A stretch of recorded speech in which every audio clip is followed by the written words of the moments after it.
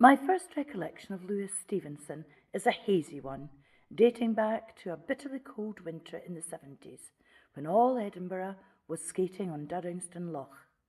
My brother, Orm Masson, and I were there one day, more or less with the Fleming Jenkins, but Professor and Mrs. Jenkin almost always skated together on a little well-swept oval of ice, which seemed to have become their special property. Mrs. Jenkin, easily tired, used to kneel in the centre of this, looking, in her close-fitting winter garb, the outline of profile against the white banks and jagged frozen reeds, the hands held in front of her in her small muff, rather like an effigy against the wall of an old church. And the Professor described wonderful figures round about his kneeling wife, circling and pirouetting by himself till she seemed to be rested when they took hands again. Louis Stevenson came and went about them, skating alone, a slender dark figure with a muffler about his neck, darting in and out among the crowd and disappearing and reappearing like a melancholy minnow among the tall reeds that fringe the loch. I remember that we walked home, several of us together, but not Professor and Mrs. Jenkin, by the Queen's Park and Arthur's Seat, all white with snow. Louis Stevenson came part of the way with us, walking a little separate from us. It was a case, with us all, of heads down against a biting northeast wind, and then turned off by himself across the snow somewhere about St. Leonard's towards the old town. My next recollection is a much more vivid one, of a dinner party at the house of Louis Stevenson's parents in Heriot Row. One of those young dinners that were rather prevalent in Edinburgh at that time. It was a pleasant little dinner of 12 or 14. One or two sisters and brothers had come together. All were young members of families of the Edinburgh society of that day, and some were more or less intimates in the house in Heriot Row. It was my first visit there, and the first grown-up dinner party at which I can remember being present. Diagonally opposite, across the flowers and silver of that hospitable dining table, I could see Sir Walter Simpson on Mrs. Stevenson's right hand. And I have still in my memory the picture of the pretty young mother sitting at the head of her table, gently vivacious, and of the young Sir Walter somewhat languidly attentive to her all dinner time. Our end of the table was, to me, almost uncomfortably brilliant. Mr. Stevenson had taken me in, and Louis Stevenson was on my other side. Father and son both talked, taking diametrically opposite points of view on all things under the sun. Mr. Stevenson seemed to me, on that evening, to be the type of the kindly orthodox Edinburgh father. We chatted of nice, concrete, comfortable things, such as the Scottish Highlands in autumn, and in a moment of Scottish fervour he quoted, I believe sotto voce, a bit of a versified psalm. But Louis Stevenson, on my other side, was on that evening in one of his most recklessly brilliant moods. His talk was almost incessant.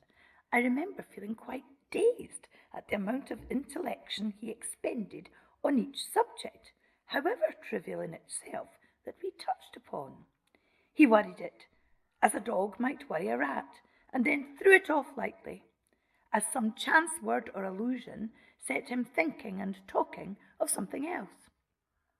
The father's face at certain moments was a study, an indescribable mixture of vexation, fatherly pride and admiration, and sheer bewilderment at the boy's brilliant flippancies and the quick young thrusts of his wit and criticism. Our talk turned on realism as a duty of the novelist. Louis Stevenson had been reading Balzac. He was fascinated by Balzac, steeped in Balzac. It was as if he had left Balzac and all his books locked up in some room upstairs, had turned the key on him. With that, stay there, my dear fellow, and I'll come back as soon as I can get away from this dinner. I knew nothing about Balzac, and I believe I said so. I remember being sorry and rather ashamed that I did not know. And Louis Stevenson began telling me about Balzac and about his style and vocabulary. And I felt grateful to the father for at least appearing to know as little about Balzac as I did, and to care even less. It may have been Balzac's vocabulary that set us talking about the English language. The father and son debated, with some heat, the subject of word coinage and the use of modern slang. Mr. Stevenson upheld the orthodox doctrine of a well of English undefiled, which of course made Louis Stevenson rattle off with extraordinary ingenuity whole sentences composed of words of foreign origin taken into our language from all parts of the world. Words of the East, of classical Europe, of the West Indies, and modern American slang. By a string of sentences, he proved the absurdity of such a doctrine, and indeed its practical impossibility. It was a real feat in the handling of language, and I can see to this day his look of pale triumph. The father was silenced, but for a moment he had been almost tearfully in earnest. One could see it was not a matter of mere vocabulary with him. Everybody now knows how strongly attached, for all their antagonisms of temperament, this father and son were to one another. But on the evening of this little dinner party, we were all living only in this thy day. We have Louis Stevenson's own word for it. Since I have been away, he wrote long afterwards, I have found out for the first time how I love that man. In the drawing room upstairs, after dinner, there was a change in the atmospheric conditions. I sat with Mrs. Stevenson on a sofa on one side of the fire, and when the men came in, there was no more argument, nor indeed any brilliant talk.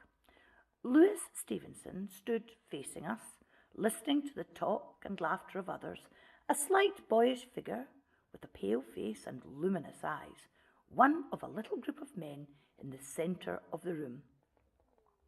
And certainly, on that occasion, Louis Stevenson wore ordinary, conventional evening dress, but not expressed in fancy. Mr. Charles Baxter brought a small chair and sat down on it in front of the sofa where Mrs. Stevenson and I were sitting. And, tilting the chair backwards, he broke off a piece of the wood, and instead of seeming sorry or apologetic, handed it with mock gravity to Mrs. Stevenson. "My dear Mrs. Stevenson," he said, "this is what comes of having cheap furniture." Louis Stevenson, from where he stood, watched this performance, but took no notice of it, and Mrs. Stevenson, with a glance round her drawing room, laughed a contented little laugh, and laid the offending bit of walnut wood on the arm of the sofa beside her. As everybody knows, Louis Stevenson was only intermittently in Edinburgh during the years that followed. Its icy winds and conventions always drove him away. He never looked really well or happy there, and I believe he owed some of his light-hearted hours to the friendship of Professor and Mrs. Jenkin. One can scarcely imagine what he would have done or been without them. Certainly, it is impossible to recall the Louis Stevenson of the 70s except as one, a favoured one, of that delightful Jenkin coterie. Edinburgh has greatly changed since those days. When people launch on amateur theatricals now, they do it on a large scale, taking one of the theatres. But I doubt if these performances are as much an event in the Edinburgh of today as those dear old private theatricals were, to which we were so hospitably invited in Professor and Mrs. Jenkin's own house, where the audiences were packed night after night into the dining room, and the wall between the dining room and the room behind it was made to let down in some mysterious way to form a stage with a real curtain and footlights and what not. And each successive winter there was the same pleasant secrecy as to what it was going to be this year, if it were to be something of Shakespeare, or from the Greek, or something new. The members of the little company were always very loyal in keeping up the mystery to the last possible moment. And then, when it leaked out, there was always the important question, which night are you asked for? And afterwards, there were no less important comments and criticisms, which indeed continued to crop up in conversation till a fresh fall of snow heralded the approach of our Edinburgh summer. And with all this, I fear, we were not always grateful enough for the immense amount of trouble that was taken to teach us what dramatic art might be under the domestic roof. Louis Stevenson was not one of the chief actors in that little company, yet there are people who remembered his Orsino in Twelfth Night, the slender figure in the splendid Francis I clothes, heavy with gold and stage jewellery, and the satisfied languor of his opening words, "If music be the food of love, play on, give me excess of it, that surfeiting the appetite may sicken and so die, that strain again, it had a dying fall." In one of his letters of this date, he describes the performance with some humility and the thrill of admiration provided every night by me and the clothes. There was always a servants' night, and the Heriot Row cook, it seems, had told Mrs. Stevenson that she and the housemaid were just proud to be able to say that it was our young gentleman. But it was not so much the play that Louis Stevenson enjoyed, nor even the thrill of admiration in successive audiences, as to sup afterwards with those clothes on, amid all the Shakespearean wit and raillery and badinage that circulated about the supper table. That, he wrote, is something to live for. At the end of one of those performances of Twelfth Night, when the audience was thronging into the hall, and the carriages were being called at the front door in stentorian tones, we saw Louis Stevenson's mother making her way out alone, her pretty face still radiant with maternal pride. Louis Stevenson, one of a little group of performers who were waiting, I suppose, to sup afterwards with those clothes on, was looking down over the balustrade, halfway up the staircase, but in a moment he was down among the departing guests, wrapped his mother's cloak with an infinite tenderness about her, and then, escaping from the crowd's admiring eyes, fled up the staircase again. I can still see the upward look of adoration his mother gave him as she went on her way among the departing guests, triumphant. There are some humorous recollections of Louis Stevenson in the green room. On one occasion, I saw him walking up and down a little bit of the big drawing room, looking each time he passed in a dreamy, rather detached way into a mirror that was hung on the line of sight. It was as if he were acting to himself being an actor.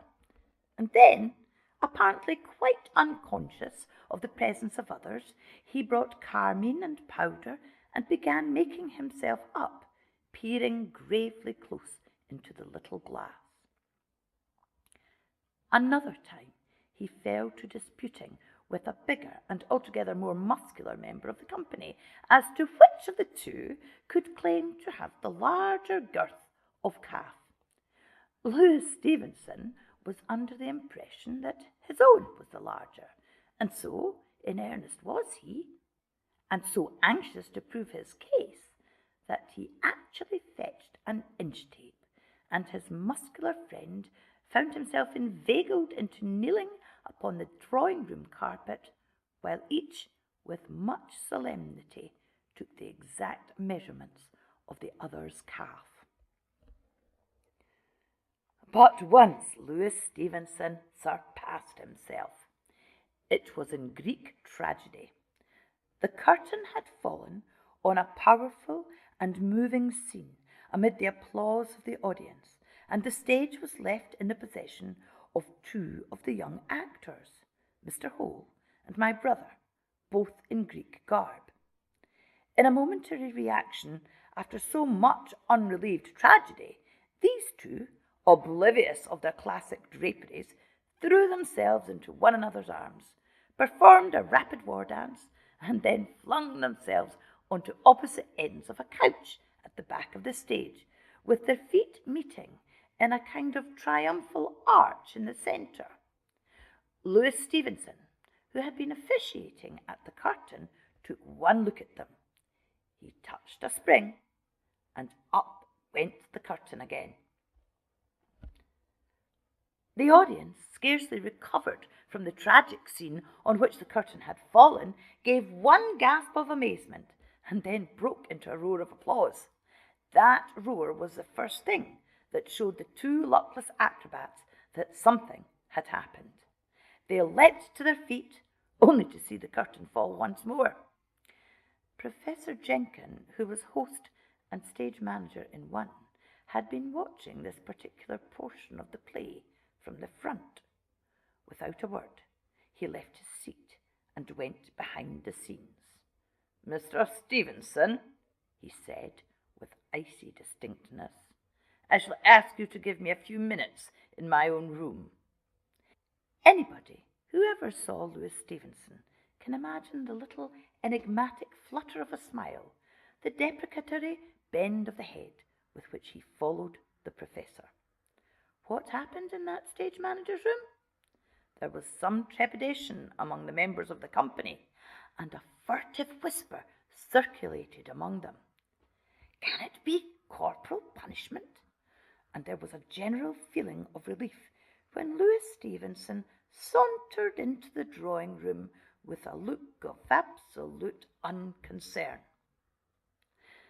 But one of the little company, the brilliant, charming, irrepressible Layla Scott Skirving, afterwards Mrs. Maturin, was interested enough to linger behind the others and to waylay Louis Stevenson as he left the professor's room.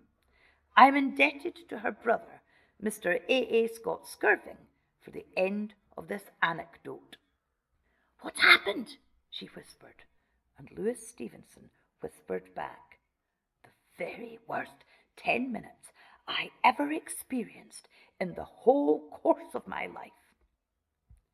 It was in 2 days in March 1878 that there was a big bazaar in the music hall in Edinburgh to raise a sum of money for a university cricket field. Professor Jenkin and Mr. Ewing, now Sir Alfred Ewing, principal of the university, had been reading in the Times a paragraph describing Edison's invention, and as something fell to be done for a university cricket ground bazaar, as RLS has expressed it, the idea occurred to them to have a phonograph made in Edinburgh by a firm of gas engineers who used to do experimental work for them, and exhibit it at the bazaar. It was a memorable moment when the instrument was brought finished to Mr. Ewing, and he first heard the magic small voice. Louis Stevenson called this phonograph a toy that touched the skirts of life, art and science, a toy prolific of problems and theories. And indeed, as soon as Professor Jenkin and Mr. Ewing heard it articulate, they began to use it for their own scientific work. But meantime, it was the great feature of the bazaar. 2 phonographs had been made, one of which was raffled. Sir William Thomson, Lord Kelvin, was exceedingly anxious to obtain it, and bought a great many raffle tickets, and he won it. In a room off the gallery in the music hall, admission 1 shilling, Professor Jenkin and Mr. Ewing took turns to give lecturettes with experiments on the phonograph. It is the realization, so runs the little old handbill, of Baron Munchausen's horn, only more so. In another room, admission half a crown, Mrs. Jenkin presided, exhibiting the other phonograph to visitors, who were allowed to speak to it and hear the repetition of their own voices, and herself speaking to it a repertoire of previously rehearsed sentences which had been found specially successful for the purpose. Among these, I remember, were Hamlet's "What's Hecuba to him, or he to Hecuba?", which the little voice repeated with dutiful precision, and the phrase of the moment, the British sentiment which had caught on, "We don't want to fight, but by jingo if we do," which gave away the phonograph completely as a militarist of the deepest dye. Some of us were there, giving assistance of the "Walk up, ladies and gentlemen" order, and my recollection is that Louis Stevenson came and went, watching the performance with an amused smile, more interested in the human byplay of it all than in the science of the toy. For did he not write later that he and Mr. Hole treated the phonograph with unscientific laughter, commemorating various shades of Scotch accent, or proposing to teach the poor dumb animal to swear? And in that room off the gallery in the music hall, there was plenty of byplay to amuse us all. I remember 2 ladies, apparently sisters, stately and demure, dressed alike in black spangled with sequins, who listened earnestly to Mrs. Jenkin's mellifluous "What's Hecuba to him, or he to Hecuba?" "Ah, what indeed?" said one of the ladies softly, and the other lady murmured, "There seems to be no immediate response." And there was the burly, farmer-looking man, who threw down his half-crown and made for the instrument, and then stepped back, overcome by sudden shyness. Mrs. Jenkin hastened to the rescue with the unfailing question about Hecuba, but it was evident that to him, at any rate, Hecuba was nothing. He scorned Hecuba. The jingo sentiment was more to his taste, but he wanted to speak for himself, to hear his own voice speak back to him. Once more he made a nervous plunge, pulling up his cuffs as if he were going to fight the phonograph, and at last he bellowed into it with a mighty voice, "What a wonderful instrument ye are!" And back came the small puckish voice delightedly, "What a wonderful instrument ye are!" The burly man literally flushed and paled. "It's no canny," he muttered, turned on his heel, and fled. I can hear to this day the light-hearted laughter and applause that followed him. It was a good many years after all this had happened that one day, early in summer, I was walking with Leila Maturin in Princes Street. There had been great changes in Edinburgh. It had, of course, for some time seen very little of Louis Stevenson, and that brilliant coterie, of which he had been one of the most brilliant members, was broken up, dissolved. The survivors of that little company had gone on their various ways. I, too, had been away from Edinburgh. All had found their work in a busy world. Louis Stevenson's father, the dear old Scotsman, with his strong fervours and prejudices, had been laid to his rest. An open cab with a man and woman in it, seated side by side and leaning back, the rest of the cab piled high with rather untidy luggage, came slowly towards us, westward along Princes Street. It was evidently carrying travellers to the railway station. As it passed us, out on the broad roadway, for Princes Street in the 80s was not what it is today, a slender, loose-garbed figure stood up in the cab and waved a wide-brimmed hat. "Goodbye," he called to us. "Goodbye." "It is Louis Stevenson," said my companion. "They must be going away again." Was this the Louis Stevenson of the 70s? The boy who played truant from college classes? The queer lank lad in a velvet coat whose brilliant talk had so perplexed and charmed us? This figure, standing up in the open cab, waving the wide-brimmed hat, was an older man, an invalid, a wanderer, a man who had felt warmer sun's rays than ever warm Edinburgh stones, and had, I am sure, battled with harder winds that ever blew in Edinburgh.